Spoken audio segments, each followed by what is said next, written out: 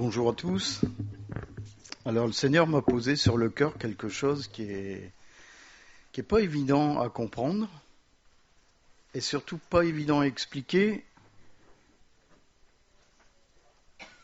de manière vraiment compréhensive. C'est-à-dire que sans entrer dans une grande théologie. Alors si on a écouté les prières de ce matin, beaucoup ont dit Seigneur, je voudrais te ressembler. Ou alors Seigneur, je voudrais être rempli de toi. Alors comment ressembler à Christ? Comment être rempli de Christ? Je pourrais vous faire toute une grande théologie, mais il y a quelque chose d'extrêmement difficile pour le chrétien de vivre pour en arriver à ressembler à Christ et à être rempli de Christ. Et je sais que beaucoup vont réagir quand je vais dire c'est la mort à soi-même. C'est la chose la plus compliquée et la plus difficile pour un chrétien. Mais c'est la chose que si elle n'est pas faite dans la vie d'un chrétien, c'est impossible de ressembler à Christ. Et c'est impossible d'être rempli de Christ. Essayez de remplir une bouteille d'eau qui est déjà pleine. Comment vous allez faire? Avant de la remplir, il faut la vider. C'est ça, le mourir à soi-même. Voilà, à dimanche prochain. Alors, quand on explique le mort à soi-même, on va dire, on prend une graine. Vous savez l'histoire de la graine pour donner une plante, il faut la planter, elle va mourir, elle va redonner une plante. Cette image est complètement fausse. Complètement fausse. Alors, Emmanuel, qui aime bien la science, va être entièrement d'accord avec moi. Si vous mourrez comme ça à Christ, vous ne serez jamais mort à vous-même.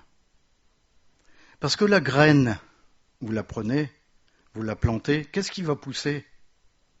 La même plante qu'il y a dans la graine. Vous comprenez ce que je suis en train de vous dire? Mourir en Christ, c'est-à-dire vous allez mourir, mais ce qui va pousser, la vie qui va pousser en vous est totalement différente de ce qui était avant. Et c'est ça que dans nos vies, on a du mal à comprendre.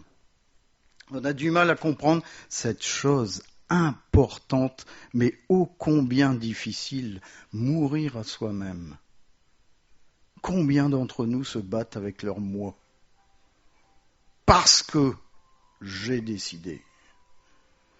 Et on verra plus tard, Jésus ne force absolument pas. Absolument pas. La première chose, le premier point, c'est que, je vais vous apprendre une grande nouvelle, c'est que Jésus est mort à la croix. C'est incroyable, hein? Le message de la mort et de la résurrection de Jésus-Christ est le point central de la parole de Dieu, de la Bible. Tout est orienté, aussi bien l'Ancien Testament que le Nouveau Testament, tout est orienté sur cette image. Et je ne sais pas si vous avez fait attention la semaine dernière et si vous avez été attentif, il y a Étienne qui a dit quelque chose d'extrêmement important. C'est nous trouver crucifiés au même endroit que Jésus-Christ. Combien d'entre nous ont été crucifiés au même endroit que Jésus-Christ? En fait, quand la Bible met en évidence la réalité de la nature humaine, si je prends le psaume 14, verset 1-3, au chef des chants de David, l'insensé dit en son cœur, il n'y a point de Dieu. Ils se sont corrompus, ils ont commis des actions abominables, il n'en est aucun qui fasse le bien. L'Éternel du haut des cieux regarde les fils de l'homme pour voir s'il y a quelqu'un qui soit intelligent, qui cherche Dieu. Tous sont égarés, tous sont pervertis, il n'en est aucun qui fasse le bien, pas même un seul. Le seul remède au problème du péché fut la croix. C'est le seul remède. Le seul remède pour le péché dans notre vie, c'est la croix. c'est pas seulement dans la position de regarder Christ sur la croix, mais c'est là où je rejoins Étienne. C'est être dans la même position que Christ sur la croix. Et c'est ça qui n'est pas du tout évident. Parce qu'on se crucifie au même titre, pas pour l'humanité, mais on se crucifie pour Jésus-Christ. Pour que Jésus-Christ fasse son œuvre en nous. Si on n'a pas fait ça dans notre vie, on n'est pas mort à nous-mêmes. Et cette croix, en fin de compte, ça enlève le péché. Quelle que soit la faute, quel que soit le nombre de fautes, la gravité de ces fautes, elles sont enlevées par la mort de Jésus-Christ sur la croix. En Romains 3, verset 25, c'est lui que Dieu a destiné par son sang à être pour ceux qui croiraient victime propitiatoire, afin de montrer sa justice, parce qu'ils avaient laissé impunis les péchés commis auparavant, au temps de sa patience, afin, dis-je, de montrer sa justice dans le temps présent, de manière à être juste, tout en justifiant celui qui a la foi en Jésus-Christ. On est justifié en Jésus-Christ. Propitiatoire revêt en fin de compte le terme de couvrir le péché. Expiatoire, c'est le fait de ôter le péché. C'est l'œuvre de Christ dans notre vie. Il couvre et il ôte le péché. Nos péchés ne sont plus visibles à la face de Dieu. Est-ce que c'est pas magnifique ? En fin de compte, le sang de Jésus-Christ qui a coulé purifie l'individu, purifie le croyant. En 1 Jean chapitre 1 verset 9, si nous confessons nos péchés, il est fidèle et juste pour nous les pardonner et pour nous purifier de toute iniquité. Quelle magnificence! Il nous purifie de toute iniquité. Cependant, il y a une condition. Il y a une condition pour avoir ce remède divin. Il y a une condition pour avoir la vie éternelle. Et j'espère qu'on l'a tous fait. C'est une repentance profonde. C'est avouer et abandonner ses fautes à Dieu. Est-ce qu'on l'a fait ? C'est vraiment une démarche de foi. En Acte 3, verset 19, « Repentez-vous donc et convertissez-vous pour que vos péchés soient effacés, afin que des temps de rafraîchissement viennent de la part du Seigneur. » Le Seigneur va nous donner la paix, il va rafraîchir notre vie, parce qu'il a donné son Fils pour nous. En fin de compte, sous cet angle, l'homme est invité à participer et à vivre la puissance de la croix, qui permet de guérir les maladies et surtout d'être libéré des forces ténébreuses, libéré de Satan. Colossiens chapitre 2 verset 15, il a dépouillé les dominations et les autorités et les a livrées publiquement en spectacle en triomphant d'elles par la croix. La victoire qu'il a eue à la mort, quand il est mort sur la croix, elle a été totale. Elle a été totale dans le cœur des hommes, mais elle a été totale sur Satan. Satan ne pourrait jamais plus toucher les personnes qui vont croire en Jésus-Christ. Il pourra essayer, mais il ne pourra pas faire mourir quelqu'un qui a reçu l'Esprit de Dieu. En fin de compte, ça révèle réellement le rôle et l'impact de l'œuvre de Christ qu'il a fait par amour. Il ne l'a pas fait dans un sens de gagner quelque chose, de gagner les faveurs de son Père, puisqu'il est Dieu lui-même. Mais il l'a fait pour l'humanité. Il l'a fait pour toi et il l'a fait pour moi. Et en fin de compte, l'homme est devenu le bénéficiaire de cette œuvre.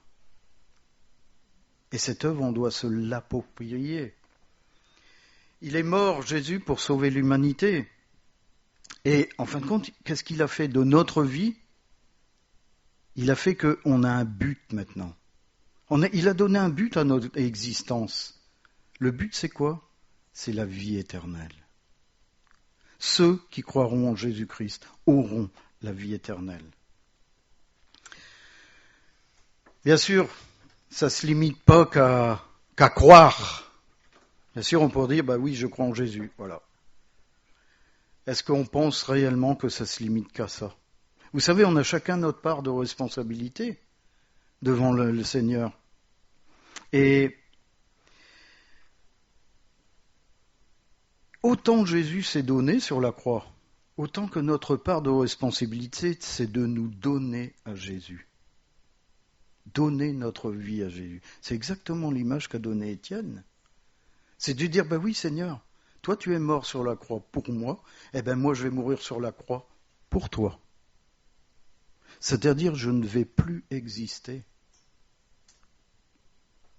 Et c'est là le plus grand des combats des chrétiens. Le fait de ne plus exister.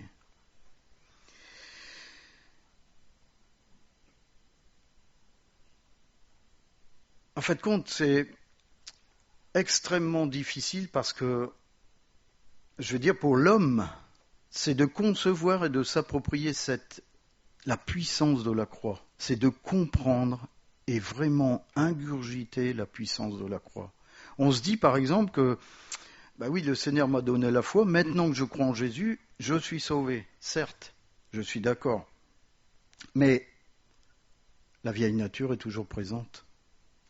Elle est toujours présente. Et en fait, quand on a parfois dans nos vies cette notion de mort qui reste présente, parce qu'on a l'impression que notre vie n'a absolument pas changé. Pourquoi elle n'a pas changé? Parce que la graine qu'on a mise en terre, elle est morte, certes, mais la plante qui pousse est la même que celle qui était avant. En Galates 2, verset 20, « J'ai été crucifié avec Christ, et si je vis, ce n'est plus moi qui vis, c'est Christ qui vit en moi. Si je vis maintenant dans la chair, je vis dans la foi au Fils de Dieu qui m'a aimé et qui s'est livré lui-même pour moi. Si je suis présent maintenant aujourd'hui dans mon corps terrestre, malgré cela, Christ vit en moi. » Voilà ce que ce verset est en train de m'expliquer. C'est plus moi qui vis, c'est lui qui vit en moi. La question c'est, est-ce une réalité dans notre vie ce matin? Le deuxième point, c'est que, et là on rejoint ce que Étienne a dit la semaine dernière, c'est le chrétien est et doit mourir à la croix. Il y a beaucoup de gens qui ont vécu, et on le voit dans leur façon de vivre, il y a beaucoup de gens qui ont vécu se mourir à soi-même. Énormément de personnes l'ont vécu. Et il y en a d'autres qui ne l'ont absolument pas vécu. Et on verra plus tard comment on voit la différence. Si un chrétien reçoit Jésus, voilà, il dit « Je reconnais Jésus comme Sauveur et Seigneur », il n'exprime que la moitié de l'Évangile. Vous voyez ? C'est-à-dire que, oui, il croit en Jésus-Christ. Oui, je sais que Jésus-Christ est mort pour moi sur la croix. Mais la deuxième partie de l'Évangile nous dit qu'en fin de compte, oui, maintenant, j'aurais pu vous le lire, c'est en Jean 3, 30, il faut qu'il croisse afin que je diminue. Ça, c'est la deuxième partie de l'Évangile. C'est-à-dire, je lui laisse la place. Vous êtes tous, et on l'a tous dit un jour, moi le premier, Seigneur, prends la première place dans ma vie. Et un jour, notre Paul nous a dit, mais qui est à la deuxième? Qui est à la troisième? Qui est à la quatrième place dans notre vie? Mais non, Seigneur, prends toute la place. Et c'est ça qui est difficile à faire. C'est ça qui est difficile à vivre dans la vie du disciple, parce qu'on est tous disciples de Jésus-Christ. On a extrêmement de mal de dire, oui Seigneur, prends toute la place. Pourquoi on a du mal à le dire? Parce que ça inclut une obéissance aveugle à la parole de Dieu. Aveugle. On ne peut pas recevoir le salut d'une façon parfaite si on n'a pas cette compréhension Le plan divin du Seigneur pour nous ne s'accomplira pas si on n'a pas cette compréhension parfaite du mourir à soi-même. Si on ne laisse pas, en fin de compte, Jésus-Christ prendre toute la place. Et de quoi je suis en train de vous parler maintenant ? Recevoir le Saint-Esprit. Comment le Saint-Esprit peut venir dans un être qui reconnaît Jésus-Christ, mais qui est plein. Seigneur, remplis-moi de toi. Pascal, je ne peux pas. Tu es déjà plein. Et surtout, n'oublions jamais, c'est que l'Esprit de Dieu ne se mêlera jamais avec les péchés qui sont dans nos cœurs. Donc on tourne toujours en rond. Est-ce que je me suis repenti d'une façon complète ? Est-ce que j'ai pleuré sur mes péchés devant le Seigneur ? Et si je l'ai fait, de quoi suis-je rempli aujourd'hui ? Est-ce que j'accepte de me vider devant le Seigneur pour que lui nous amène son esprit et qui s'installe sur le trône de notre cœur ? Parce que souvent sur le trône de notre cœur, et je sais que José ne me contredira pas là-dessus, c'est notre moi qui est installé, bien confortablement. Et surtout, ne me dérangez pas. Ça veut dire que l'œuvre de Christ doit être vécue d'une façon profonde, extrêmement profonde, et pas d'une façon superficielle. Il y a énormément d'acceptations qui doivent passer sur notre cœur. L'acceptation de servir de serpillière. Vous avez l'image de servir de serpillière ? La personne qui est dans la rue, qui a marché dans les crottes de chien, et qui arrive ici au bord de l'église et qui suit les pieds. Nous, on doit être la serpillière. C'est ça, être disciple de Jésus-Christ. Si on lit la parole, Jésus-Christ a toujours vécu ça. Le rôle du Saint-Esprit dans nos vies, et c'est là où souvent on passe à côté, c'est qu'est-ce qui va faire l'œuvre du Saint-Esprit dans notre vie. Et souvent on le prie, Seigneur, je l'ai encore entendu ce matin, Seigneur, je voudrais te ressembler. L'œuvre du Saint-Esprit, c'est qu'il va créer et développer la nature même de Jésus-Christ dans notre vie. Mais est-ce qu'on le laisse faire ? En Romains 12, verset 2, « Ne vous conformez pas au siècle présent, mais soyez transformés par le renouvellement de l'intelligence, afin que vous discerniez quelle est la volonté de Dieu, ce qui est bon, agréable et parfait. » Est-ce que je veux être renouvelé complètement ? Ou est-ce que je veux continuer à vivre ma petite vie ? Et c'est là où je vous disais qu'on voit la différence entre celui qui est mort à lui-même et celui qui n'est pas mort à lui-même, parce qu'il y a une réalité spirituelle derrière ce verset. Un chrétien et un disciple de Christ est destiné à faire quoi, à votre avis ?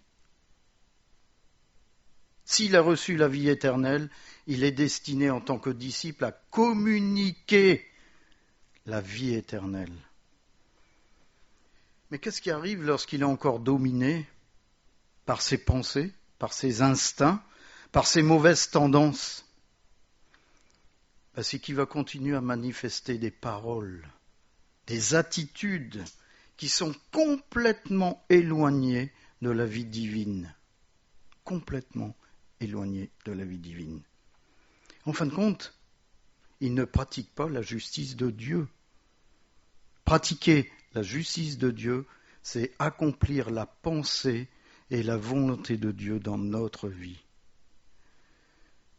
Et là où je vous mets en garde, parce qu'en 1 Jean chapitre 2 verset 29, il est dit, si vous savez qu'il est juste, reconnaissez que quiconque pratique la justice est né de lui. Donc ça veut dire que si on pratique la justice, si on accomplit la pensée, la volonté de Dieu, on est né de Dieu. On a reçu l'Esprit de Dieu. Si on ne le fait pas, comme je viens de l'expliquer, on n'est pas né de Dieu. Que je vous ai dit, et je le dirai toujours, en premier épître de Jean, il n'y a pas de niveau de gris. Soit on est de Dieu, soit on est du diable. Il n'y a pas de réseau intermédiaire.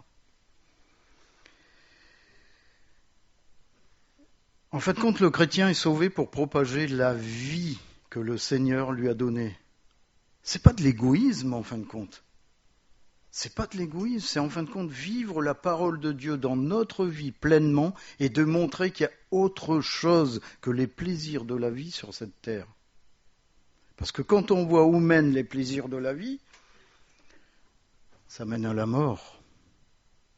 Et nous, chacun ici, autant qu'on soit, on est né de nouveau pour amener la vie nouvelle à ceux qui sont en face de nous. Quand je dis amener, c'est amener sur le chemin de la vie nouvelle, Jésus-Christ.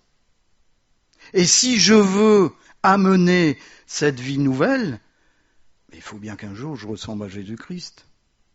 Et que je ne ressemble pas à mon voisin, qui fait la fête tous les week-ends, qui picole comme un fou. Sinon, j'amène rien du tout. Et c'est là le mourir à soi-même. C'est là qu'est important de comprendre le mourir à soi-même. C'est là où Jean 3, verset 30, il faut qu'il croisse et que je diminue, que je n'existe plus.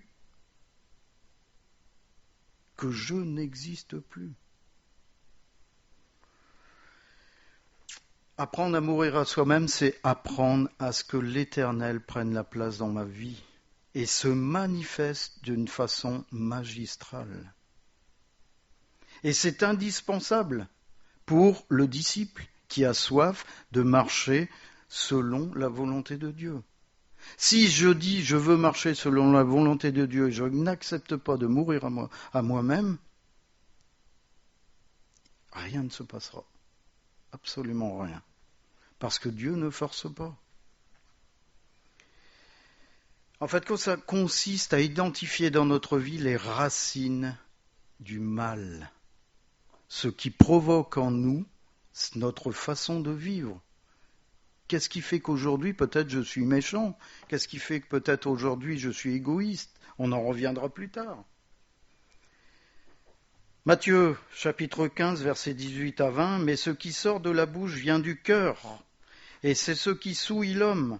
Car c'est du cœur que viennent les mauvaises pensées, les meurtres, les adultères, les impudicités, les vols, les faux témoignages, les calomnies. Voilà les choses qui souillent l'homme. Mais manger sans s'être lavé les mains, cela ne souille point l'homme. Ce sont les traits de caractère, les mauvaises pensées, les tendances profondes qui caractérisent la nature humaine polluée par le péché. Vous savez, c'est les pharisiens qui faisaient une réflexion à Jésus, mais il dit, mais attends, ceux qui te suivent, là, ils mangent sans se laver les mains. Et pour eux, c'était incroyable.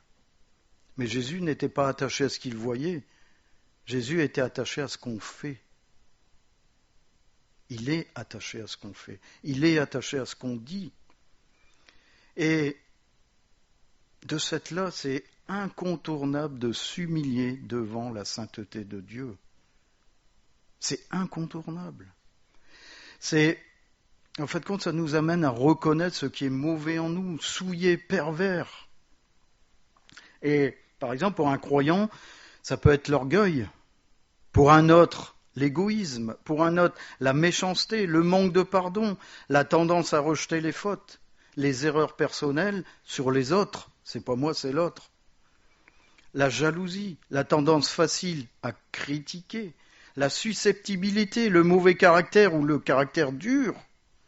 La volonté de dominer et de diriger sa vie, et bien sûr celle des autres, et souvent surtout celle des autres, parce qu'on se croit meilleur que les autres. L'intolérance, la rigidité, l'attachement aux choses de la terre. En Galates 5, versets 19-21, « Or, les œuvres de la chair sont manifestes. Ce sont l'impudicité, l'impureté, la dissolution, l'idolâtrie, la magie, les inimitiés, les querelles, les jalousies, les animosités, les disputes, les divisions, les sectes, l'envie, l'ivrognerie, les excès de table et les choses semblables. je vous dis d'avance, comme je l'ai déjà dit, que ceux qui commettent de telles choses n'hériteront point le royaume de Dieu. Sacré palmarès, hein. Il y a une vérité au bout. C'est qu'en fin de compte, quand vous regardez toutes ces choses, on a évidemment quelqu'un qui n'est pas mort à lui-même. Quelqu'un qui existe toujours dans son ancienne vie. Et la fin, ceux qui commettent de telles choses n'hériteront point le royaume de Dieu. C'est-à-dire qu'on n'est pas né de nouveau, puisqu'on commet encore ces choses. Et le combat qu'on a à mener, c'est pas du tout contre des personnes. C'est absolument pas contre des personnes. Mais c'est ni, par exemple, contre des circonstances, mais c'est souvent contre le péché qui sont dans ces personnes. Et souvent qui sont en nous. Et qui influencent notre vie. Et qui influencent d'une façon ténébreuse notre vie, c'est-à-dire qui nous enlèvent de la lumière. Lorsqu'on fait ces choses-là, on recule face à la lumière et on revient dans les ténèbres. En Éphésiens 4, verset 25 jusqu'à chapitre 5, verset 2, c'est pourquoi renoncez aux mensonges et que chacun de vous parle selon la vérité à son prochain, car nous sommes membres les uns des autres. Si vous vous mettez en colère, ne péchez point. Que le soleil ne se couche pas sur votre colère et ne donnez pas accès au diable. Que celui qui dérobait ne dérobe plus, mais plutôt qu'il travaille en faisant de ses mains ce qui est bien, pour avoir de quoi donner à celui qui est dans le besoin. Qu'il ne sorte de votre bouche aucune parole mauvaise, mais s'il y a lieu, quelques bonnes paroles qui servent à l'édification et communiquent une grâce à ceux qui l'entendent. N'attristez pas le Saint-Esprit de Dieu, par lequel vous avez été scellés pour le jour de la rédemption. Que toute amertume, toute animosité, toute colère, toute clameur, toute calomnie et toute espèce de méchanceté disparaissent du milieu de vous. Soyez bons les uns envers les autres, compatissants, vous pardonnant réciproquement comme Dieu vous a pardonné en Christ. Devenez donc les imitateurs de Dieu comme des enfants bien-aimés et marchez dans la charité, dans l'amour. À l'exemple de Christ qui nous a aimés, qui s'est livré lui-même à Dieu pour nous comme une offrande et un sacrifice de bonne odeur. C'est impossible de faire ces choses si on n'est pas né de nouveau. C'est impossible. On va peut-être savoir le faire une fois, mais après les choses naturelles reviennent. C'est impossible. La solution, c'est de mourir à soi-même. Et souvent, ce qu'on fait, c'est complètement vain. Ça ne sert à rien. La seule chose qui sert à quelque chose, c'est la sincérité et l'aveu de ce que nous faisons devant Dieu. Qu'est-ce que je fais devant Dieu ? Est-ce que je lui avoue les choses qui sont dans mes profondeurs, que Dieu connaît parfaitement, je vous rassure, hein. Mais il aime qu'on lui dise. Et surtout qu'on lui demande, Seigneur, je veux en être débarrassé. C'est-à-dire que je ne veux plus exister pour ces choses. Je veux exister pour toi. Quand je dis ça, ça veut dire que j'accepte de mourir et que ce soit toi qui vives. La mort de Jésus à la croix nous permet de bénéficier du pardon des péchés. Et bien sûr, ça passe obligatoirement par une repentance profonde et sincère. Le pardon couvre et ôte le péché de nos vies. Mais il y a une chose qu'il ne fait pas, c'est qu'il n'enlève pas la racine du mal. En fin de compte, l'œuvre consiste à vraiment délivrer le disciple ou le croyant des tendances de péché. Et pour cela, il est nécessaire de mourir à Jésus-Christ. C'est obligatoire. Parce que cette racine qui est en nous restera toujours. Et si j'accepte de mourir, cette racine meurt avec moi. Voilà la différence. Parce que pour donner cette plante, qui est une mauvaise image bien sûr, la graine va complètement mourir. Essayez de retrouver la graine quand la plante sera grande, vous n'allez plus rien trouver. Vous allez trouver une plante. En 2 Timothée chapitre 2 verset 11, cette parole est certaine, si nous sommes morts avec lui, nous vivrons aussi avec lui. Et ça, c'est la réalité de la mort à nous-mêmes. On va vivre avec Jésus-Christ. Sinon, l'image que je vais vous donner, elle est excellente. Alain, il va aimer parce qu'il aime bien son jardin. J'ai plein d'herbes chez moi. Je prends, on appelle ça une herbe raquette dans le patois, vous savez, puis j'enlève que le vert, vous voyez, je gratte. Je reviens, Arlette vient un quart d'heure après, oh c'est magnifique, hein. Il n'y a plus rien, c'est propre, c'est nickel, je passe même un petit coup de râteau, c'est magnifique. Elle revient une semaine après, il y en a toujours autant. Pourquoi ? Parce que la racine n'a pas été enlevée. Et c'est souvent ce qui arrive dans nos vies. On fait des belles prières à Jésus-Christ, on fait un peu le ménage, mais la racine est restée. Tout ce qui est dans nos profondeurs est resté. Toutes les racines sont restées. Et ça explose un jour, ça ressort. La solution la plus efficace revient à déraciner chacune des plantes, chacune des mauvaises herbes. C'est la solution la plus efficace. On peut, sur le plan spirituel, c'est exactement la même chose. C'est quelqu'un qui se met devant le Seigneur, il dit « Seigneur, pardonne-moi pour mes fautes ». Le Seigneur, avec sa grâce et sa miséricorde, pardonne. Il sort, bing, patatras, et il repêche. Oh, il se remet devant le Seigneur. Seigneur, pardonne-moi pour mes fautes. Cette faute-là que je viens de faire. Le Seigneur, avec sa grâce et sa miséricorde, pardonne. La personne, 3e fois, bing, elle repêche. Toute sa vie, elle peut faire ça. Toute sa vie, elle peut faire ça. Pourquoi ? Parce que la racine n'est pas enlevée. Et c'est complètement idiot. C'est complètement idiot. Je peux passer des heures et des heures dans mon jardin si je fais toujours la même chose, que j'enlève pas les racines les unes après les autres, ça va toujours repousser. Toujours repousser. C'est pour ça qu'on appelle, Paul a appelé ça, par exemple, la racine d'amertume. C'est la chose la plus effroyable qui puisse arriver dans le cœur d'un homme. Je ne sais pas si vous avez déjà vu un baobab. La racine d'amertume dans le cœur d'un homme, c'est ça. Au début, c'est tout petit, après c'est immense, immense, immense. Et on ne voit que ça. Le Seigneur doit enlever. C'est en fin de compte l'acceptation de l'étape de mourir à soi-même. Si on ne le fait pas, on va toujours et sans arrêt, on sera en train de demander au Seigneur, pardonne-moi, pardonne-moi. On va être un tout petit chrétien. Tout petit chrétien. Et on doit renoncer chacun à ces pulsions charnelles, cette envie de pécher. Il y a ce verset qui dit « Approchez-vous de Dieu et le diable s'éloignera loin de vous ». Vous voyez, notre responsabilité, elle est là. C'est s'approcher de Dieu.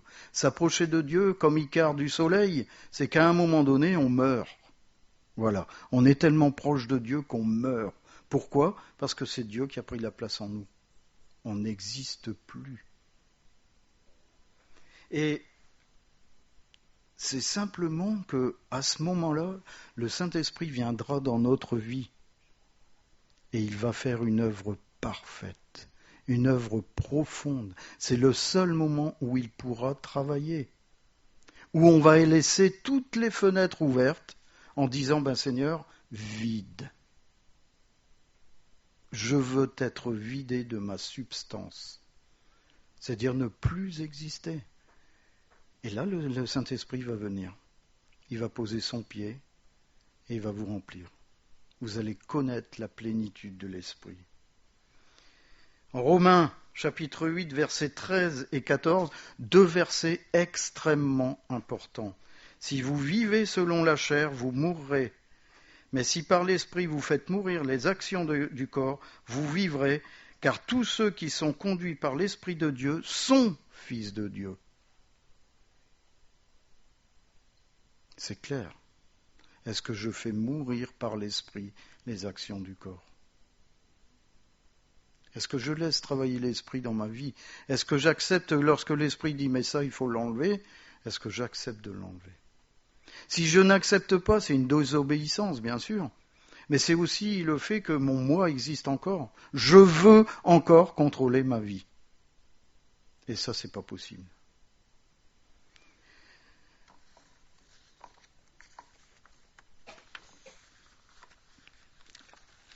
L'objectif, et on l'a entendu dans certaines prières ce matin, pour le croyant, c'est de ressembler de plus en plus à Jésus-Christ. Et sans cette mort à nous-mêmes, c'est impossible. Impossible. Jésus-Christ ne luttera jamais contre notre nature. Jamais, jamais, jamais. Est-ce qu'on a compris ça ce matin? Est-ce qu'on a compris que le Seigneur ne se battra jamais avec nous? Le Seigneur agira que lorsque nous allons obéir. C'est parfaitement l'image, vous savez, qu'on raconte souvent, la brebis qui est tombée dans un ravin, qu'elle est accrochée à des branches, et le berger vient le premier jour, elle se débat, le berger dit « je reviens demain ». Il a fallu attendre 5 jours, quand la brebis ne bougeait plus, pour que le berger descende et vienne prendre la brebis. Dans notre vie, c'est exactement la même chose. Mis à part que ça peut prendre, par exemple, 30 années, 40 années. Parce que dans notre petite tête, on n'a toujours pas compris que faut arrêter de se débattre. Il faut arrêter d'exister pour que Dieu existe en nous. Et c'est à ce moment-là que le Saint-Esprit viendra faire son œuvre. Et surtout qu'on va porter le fruit de l'Esprit. Le fruit de l'Esprit, c'est l'amour, la joie, la paix, la patience, la bonté, la bénignité, la fidélité, la douceur, la tempérance. Quand on dit ça comme ça, on dit « Ah ben moi je suis bon. Moi je suis fidèle, par exemple. Moi j'ai la tempérance. » Non, non, non, non, non, non, non, non. Le fruit de l'Esprit, c'est l'ensemble. C'est l'ensemble. Si il m'en manque un, je n'ai pas le fruit de l'Esprit. C'est dur à entendre, mais c'est la vérité. En fait, Paul l'a très bien expliqué aux Éphésiens et aux Colossiens. Si on lit Éphésiens 4, versets 20-23, « Mais vous, ce n'est pas ainsi que vous avez appris Christ, c'est du moins vous l'avez entendu. Et si conformément à la vérité qui est en Jésus-Christ, c'est en lui que vous avez été instruits à vous dépouiller, eu égard à votre vie passée, du vieil homme qui se corrompt par les convoitises trompeuses à être renouvelé dans l'esprit de votre intelligence. » Vous voyez que Paul l'explique également. Est-ce que chacun on a été instruit à se dépouiller? C'est un ordre de l'Éternel. Lâchez tout. Lâchez tout. Lâchez tout ce qui concerne votre vie passée. Et surtout, vous êtes invité à être renouvelé dans l'esprit de l'intelligence. C'est-à-dire, vous êtes appelé à être quelqu'un d'autre. Vraiment quelqu'un d'autre. En fait, quand on décide à ce moment-là d'intégrer la nouvelle nature de Jésus-Christ dans notre vie. Pourquoi? Parce qu'on n'existe plus. Pourquoi? Parce que ce n'est plus le moi qui dirige notre vie.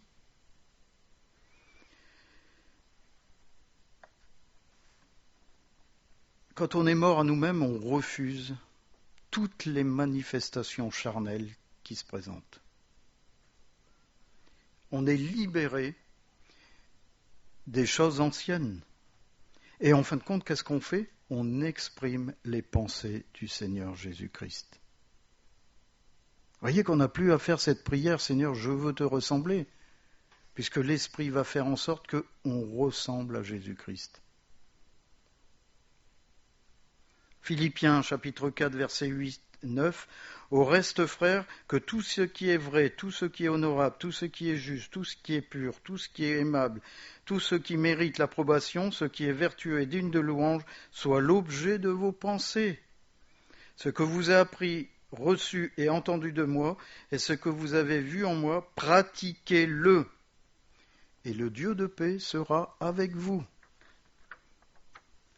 Donc ça veut dire que je ne pratique plus les choses qui me concernent, c'est que je pratique les choses de Dieu. Voilà ce que c'est en train de dire. C'est-à-dire que c'est plus moi qui dirige ma vie, mais c'est Dieu qui dirige ma vie. Et c'est Dieu qui amènera la paix dans ma vie.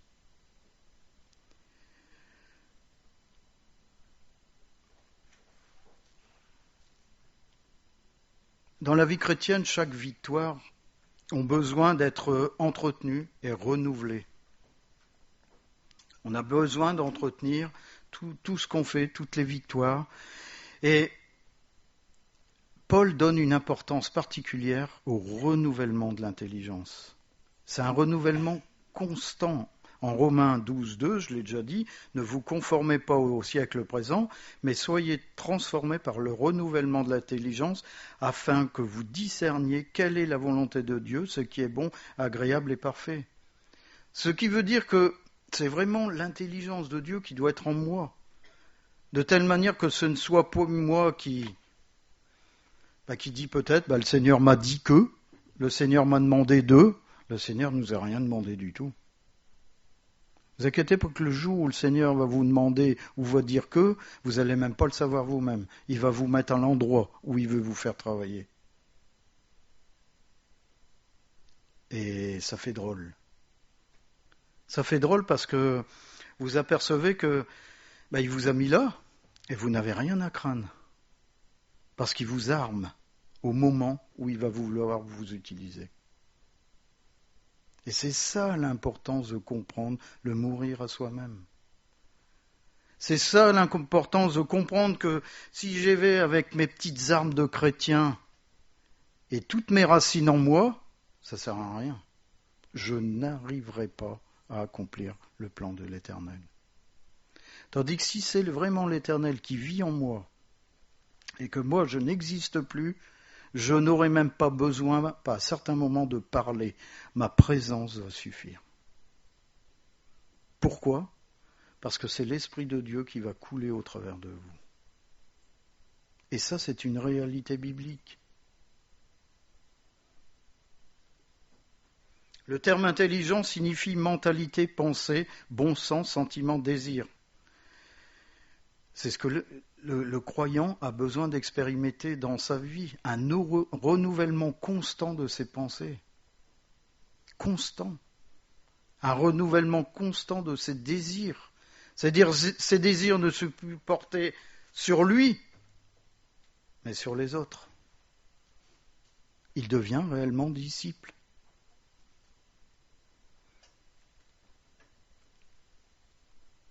Souvent, et là je vais vous dire, on verra comment vous allez réagir, beaucoup de chrétiens prennent le baptême parce qu'ils ont été convaincus de péché.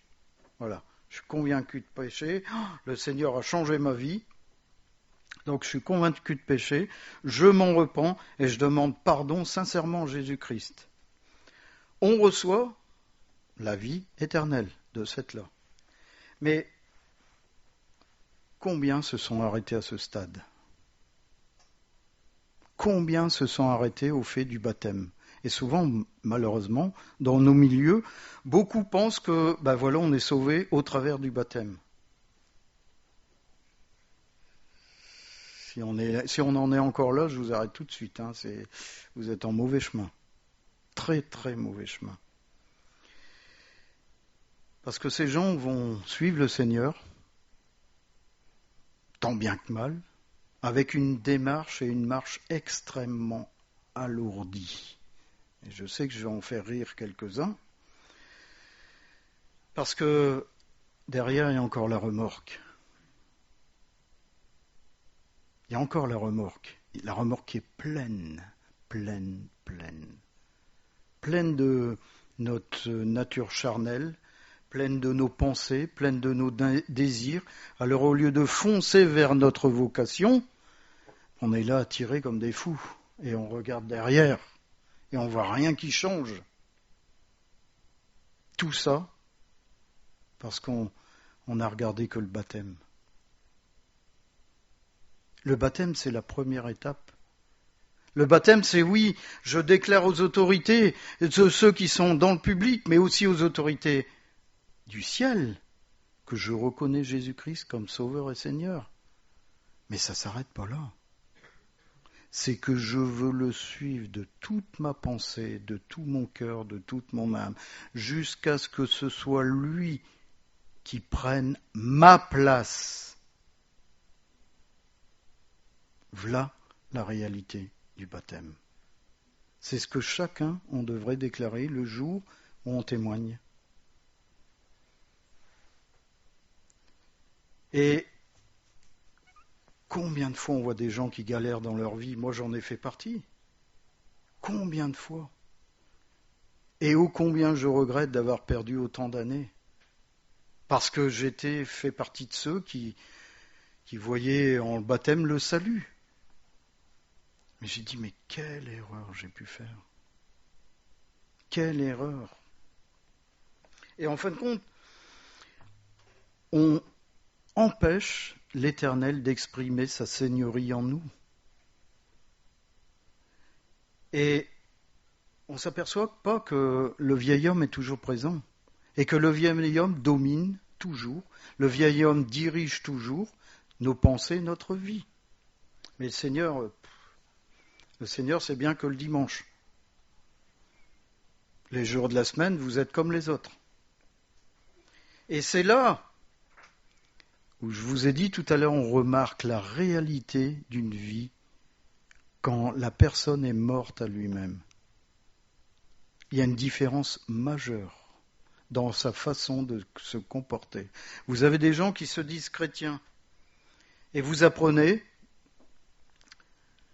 qu'ils ont une vie qui est identique aux gens du monde, dans la façon de parler, dans leur façon de se comporter, qui acceptent les mêmes choses que les gens du monde. Pourquoi? Parce qu'en fin de compte, leur nature est toujours présente. Il n'y a rien qui a changé dans leur vie. Ils n'ont accepté que la première partie de l'Évangile. Oui, je reconnais Jésus-Christ comme Sauveur et Seigneur. Mais surtout, tu ne viens pas m'embêter dans ma vie. Tu ne viens pas changer ma vie.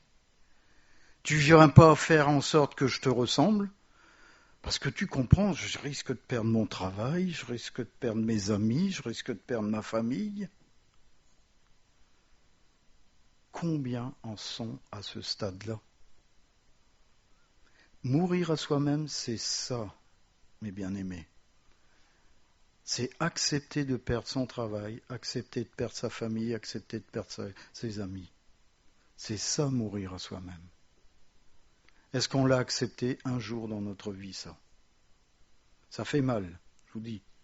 Ça fait extrêmement mal. Quand vous vous faites renier par votre mère, comme moi par exemple, ça fait extrêmement mal. Mais je n'abandonnerai jamais Jésus pour ma mère. Ça c'est clair.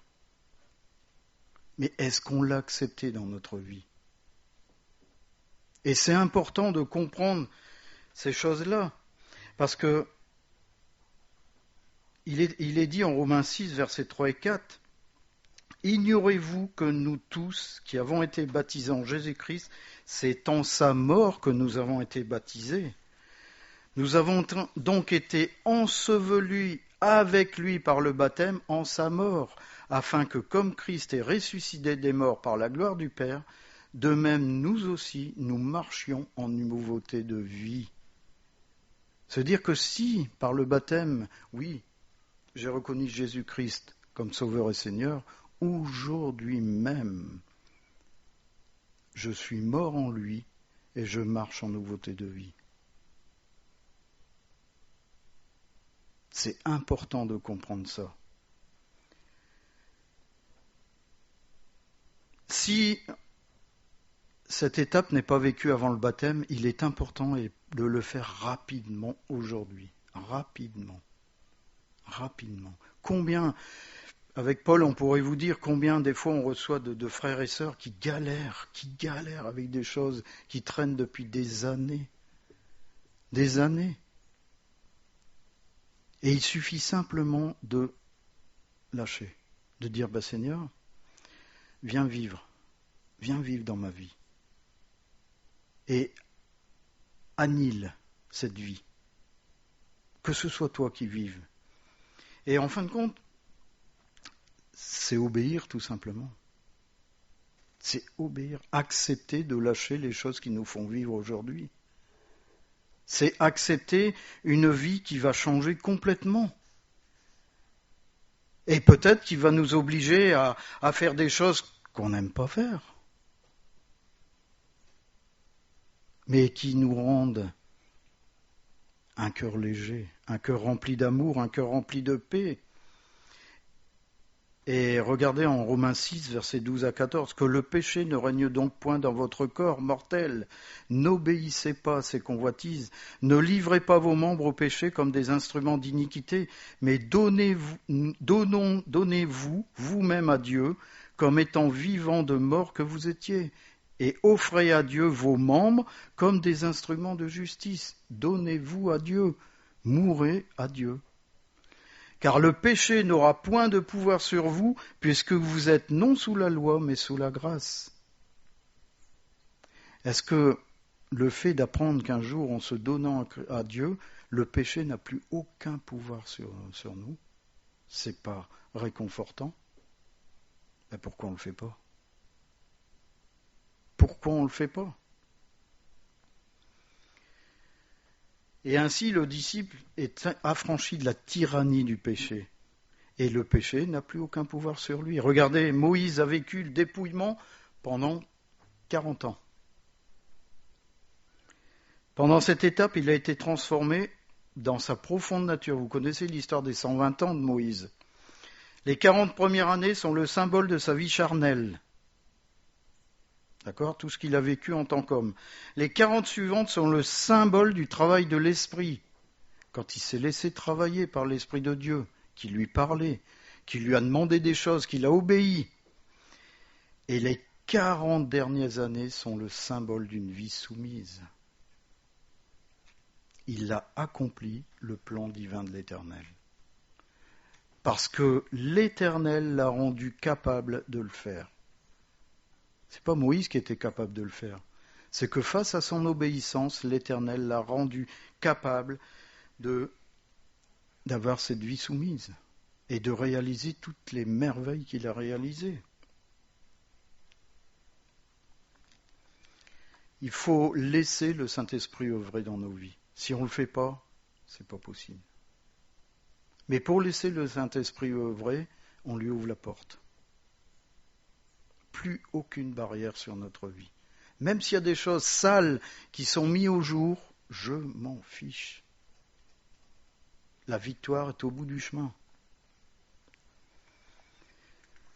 Et ces choses vont nous rendre capables d'être semblables à notre Maître. Là, on va ressembler en Jésus-Christ. Alors, je vais conclure. Mourir à soi-même, vous avez bien compris que ce n'est pas une option. Ce n'est pas quelque chose qu'on peut acheter en plus de notre location. Non, ça fait partie vraiment de la vie du chrétien. C'est une réalité spirituelle. C'est une vérité biblique. C'est l'effacement de notre Dieu avec un petit d, notre moi, et de tout ce que représente notre vie aujourd'hui. C'est une évidence lorsqu'on refuse. Lorsqu'on refuse, c'est un frein à l'œuvre du Saint-Esprit dans notre vie. En Galates 2:20, je l'ai déjà lu, j'ai été crucifié avec Christ. Si je vis, ce n'est plus moi qui vis, c'est Christ qui vit en moi. Si je vis maintenant dans la chair, je vis dans la foi au Fils de Dieu qui m'a aimé et s'est livré lui-même pour moi. Je vis en Christ aujourd'hui. Il ne faut jamais oublier lorsqu'on parle du moi, on parle d'orgueil, on parle de manque d'amour, on parle de manque de compassion.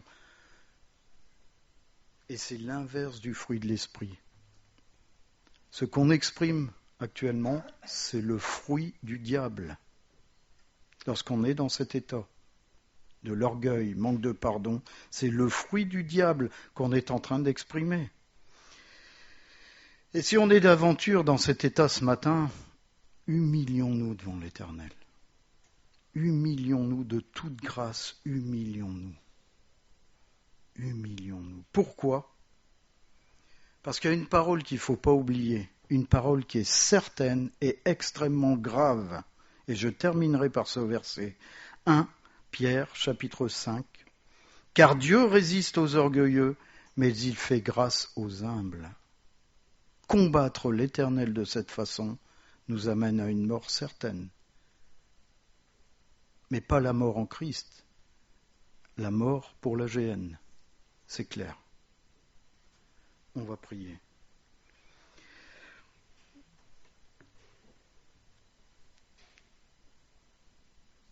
Seigneur, c'est une évidence, Seigneur, que mourir à soi-même est important. Mais c'est ô combien difficile, Seigneur. Seigneur, on a besoin d'être renouvelé dans notre intelligence. Seigneur, que tu puisses faire tomber les écailles qu'il y a sur les yeux pour montrer l'évidence que ce monde se perd, Seigneur. Et Seigneur, tu as amené sur terre ta vérité. Et ta vérité, c'est Jésus-Christ personnifié. Seigneur, nous sommes chacun à prier, je veux ressembler à Jésus-Christ. Mais Seigneur, on a oublié d'effacer notre personnalité devant Jésus-Christ. Aide-nous, Père, par ton esprit. Aide-nous à faire comprendre ces choses. Aide-nous à ce qu'on puisse s'humilier. Seigneur, on a besoin chacun, Seigneur, que ce soit toi qui prennes la place dans notre vie. On a besoin de cette réalité dans notre vie pour exister selon ta parole et pas exister selon ce qu'on croit. Seigneur, ton œuvre est parfaite en Jésus-Christ. Fais-la en chacun d'entre nous, dans le nom de Jésus. Amen.